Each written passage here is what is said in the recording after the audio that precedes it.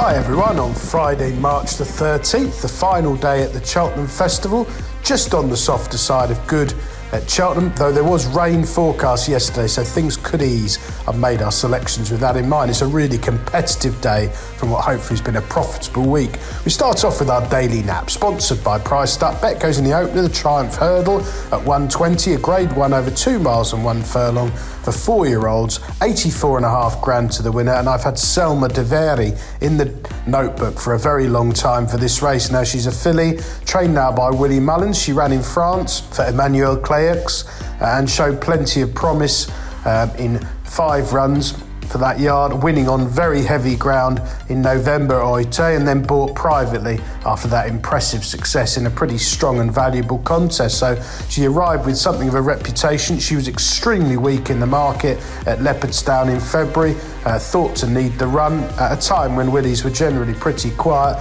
Watched that run back. She ended up finishing second behind the high-class Narcisco Has, who would have been a short-priced favourite for this race, I suspect, but suffered an injury.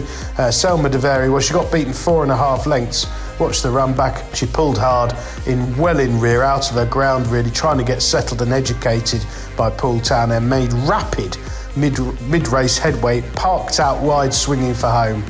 Keeping on just one pace, no extra after the last. I thought it was an extremely promising run, as I say, at a time when the yard were quiet and she was thought to need it. She's been given 39 days since, working really well. Any rain that falls is a big plus. I think she'll go extremely close. Obviously, in the Triumph Hurdle, you need luck in running, but it's not quite the huge field sizes of old, and I think she could be a class above these rivals. She's certainly a very exciting prospect. Hopefully she'll be more settled and jump more fluently with that initial experience for Willie under her belt.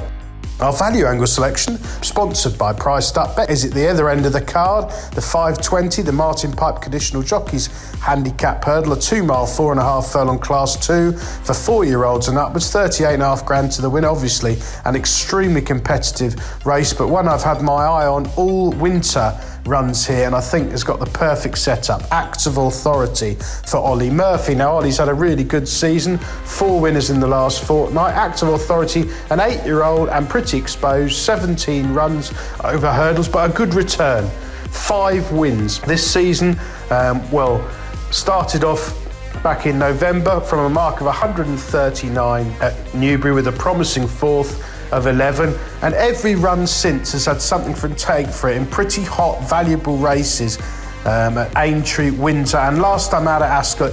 You'll see that on your card that he only finished 8th behind Fiercely Proud, but basically Ascot's extremely sharp, right-handed. He was on good ground really, and he never landed a blow. It was virtually impossible for him to win from where he jumped off, in truth. I just think in sort of Dan Skelton style, I think Ollie's been gearing up Active Authority for this race. He's got him down to 135, £2 off for that quiet run last time. He's around about 20 to 1. Lewis Saunders, one of the most improved conditionals in the weighing room, is up. They will go a million miles an hour here. They always do in this race, and hopefully they'll stop with a bit of rain around we've had over the last 48 hours. And Active Authority, I'm sure, will be finishing strongly up the hill. He's got plenty of Cheltenham experience in the book. He ran an absolute screamer at the festival last year when finishing second in this very race under Lewis Saunders, just beaten by Woodhoo of Gordon Elliott, and that form reads extremely well. So, as I say, a quiet season so far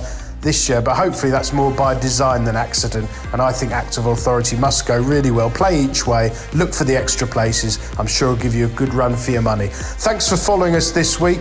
We're back tomorrow, of course, with all the ITV action on Saturday, but do check out our sponsor Priced Up Bet on this last day at the festival, and subscribe to my free channel if you haven't already.